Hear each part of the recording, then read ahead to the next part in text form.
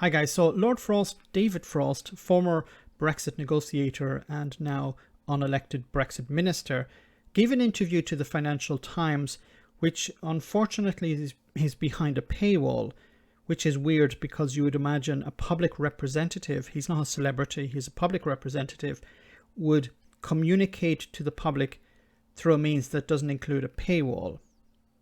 Anyway, he was kind enough to post a few snippets of this interview on Twitter, so I'm going to read part of it here. Now, we have to approach this in two ways. There are two main themes in these two clips that he has posted from the interview.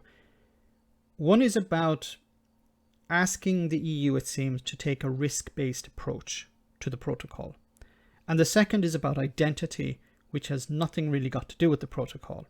But we'll get to that in a moment. So it says here, we're working round the clock to resolve these problems consensually. So he's talking here, of course, about the issues that have arisen from Brexit. Remember, Brexit is the problem. The protocol is dealing with Brexit problems. We have sent a range of policy papers to the EU to outline solutions. Just last week, we sent a detailed proposal for a veterinary agreement based on equivalence and for an authorized trader scheme to reduce paperwork and checks. Now, I'm not fully up to speed on these on most of this, but it seems that the authorized trader scheme would be something that the UK is hoping that the EU would accept and say, look, we will do this on our side so that it's not necessary to carry out checks on, as for example, when goods travel into Northern Ireland. So if the checks have been carried out in Great Britain, it's not necessary to carry them out in Northern Ireland. This would have, and as he says, this would reduce paperwork and checks. What he's hoping from this, it seems, is that the EU would accept a certain amount of risk, that the checks in a sense, the authorization would take place in Great Britain and not in Northern Ireland. Not sure the EU would agree to that. Remember, the UK has agreed as part of the protocol to carry out checks in Northern Ireland, not in Great Britain. But we have had very little back, so we haven't heard anything from the European Union. So I think either the European Union has responded by saying no, or they haven't responded. It's important to remember that this is not generally for European Union consumption. This is for public consumption. So of course he's going to say one thing when he means something else. Basically lie. Now the second part of the tweet says here, in 2019 we agreed as a huge compromise.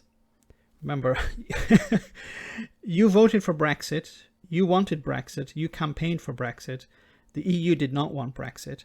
So I don't see how this is a compromise. Anyway, as a huge compromise and for the greater good to control certain goods movements within our own country and customs territory. If that solution is not to be totally unsustainable, we need to be able to do so in ways which do not disrupt everyday life and which respect everyone's identity and interests. Now, the key word here, of course, is identity. There is a certain amount of disruption, yes, of course, but that's the consequence of Brexit. But it's disruption to goods. It's not really a disruption to people's lives. It's definitely not a disruption to people's identity. This is for, as I said before, public consumption. This is for the loyalists. This is for the DUP in Northern Ireland, that we want to respect their identity.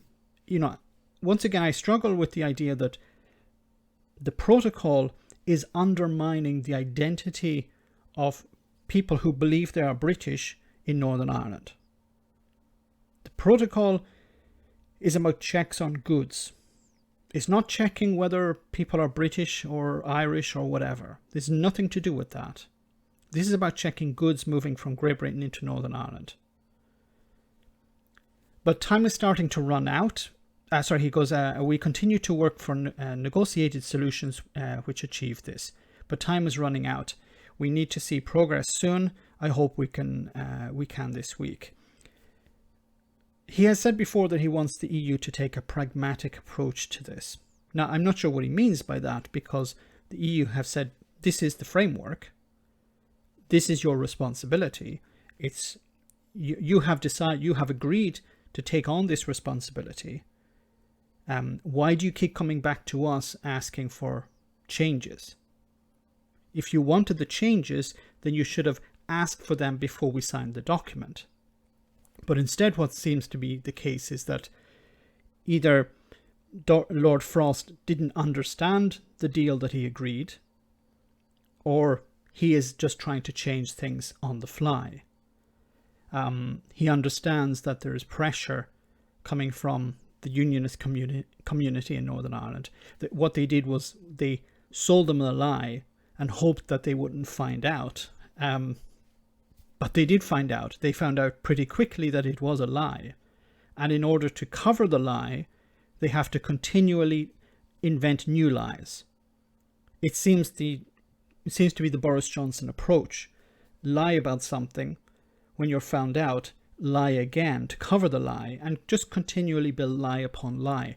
Now, as I've said before, it's a problem, of course. It's not something that should be accepted anywhere, but it's extremely problematic in Northern Ireland, because as you see here on this tweet, identity is very important to people in Northern Ireland. So if there are some people who believe their identity is under threat, they will resort to marching in the streets, wearing balaclavas, marching with their flags and threatening the public. There was a protest this weekend. People were playing flutes and banging on drums, and it went off quite peacefully. But this is the first time, and we're getting closer and closer to the marching season, where the loyalist paramilitaries will, without a doubt, demonstrate their strength in some sense. They will, you're going to see more flags with loyalist paramilitary colours on them. You're going to see more rhetoric within the Unionist community about trying to tear down the protocol. And you can see it also online. The Unionist community, in particular the loyalist community, feel under threat. And the British government have a responsibility as part of the protocol to make sure that the protocol is implemented. They lied to the Unionist community, saying that there would be no border on the Irish Sea. Boris Johnson, as we've seen before, went to Northern Ireland and told both community leaders and members of the business community that there would be no border, even though the border was being put in place, even though the paperwork was being prepared. We need David Frost or someone to go to Northern Ireland and say, look, this is what we have. We have to work within this framework. There's nothing else. There is no alternative to the protocol. And actually challenge people like Poots and the DUP to come up with an alternative, because they have no alternative. They just want to tear it down. So I think what's happening at the moment, of course, is that Lord Frost is trying to put pressure on the European Union to water down the protocol, and he wants to be able to show the Unionist community that he's making progress in the watering down of that protocol. Let me know in the comment section, guys, what you think. As always, your comments are greatly appreciated. Thanks a lot. I want to say a big thank you to all of my patrons. You ensure that this channel continues to exist. I'm eternally grateful for all of your support. If you join Patreon, you will receive instant access to our Discord server, where we have both audio and video chats. You can chat with me and other patrons, where we discuss important and non-important issues. Becoming a patron per month costs about the same as a large coffee, so why not check it out?